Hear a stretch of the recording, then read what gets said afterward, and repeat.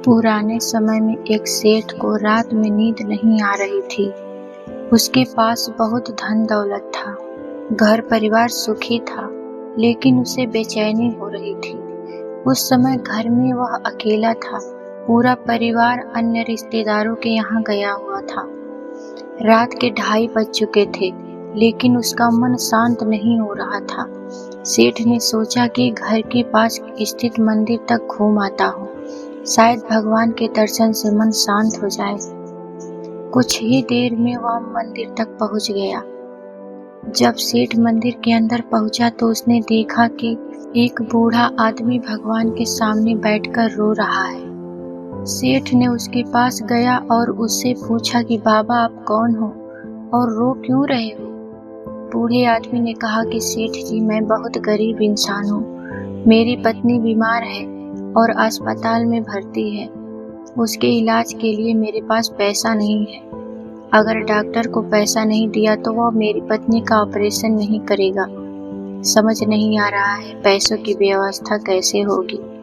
सेठ ने कहा कि चिंता मत करो, तुम्हारी पत्नी का इलाज मैं करवा दूंगा। सेठ ने तुरंत ही अपनी जेब से सारे पैसे निकालकर उस बूढ़े व्यक्ति को दे दिए।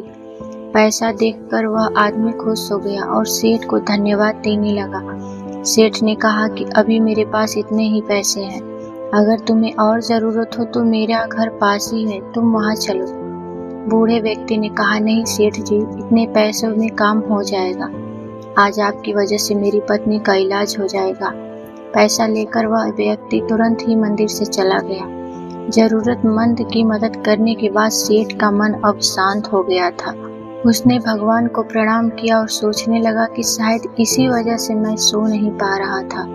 भगवान को मेरे माध्यम से इस गरीब की मदद करवानी थी।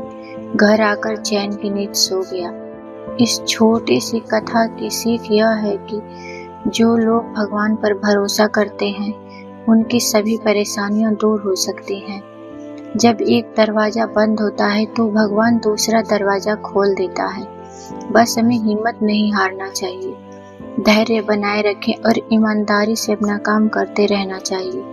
भगवान किसी न किसी रूप में हमारी मदद जरूर करते हैं। इस कहानी की एक और सीख यह है कि हमें जरूरतमंद लोगों की मदद के लिए हमेशा तैयार रहना चाहिए। हमारी छोटी सी मदद दूसरों के लिए अनमोल हो सकती है, इसलिए कभी भी किसी की मदद करने में देर नहीं करनी चाहिए।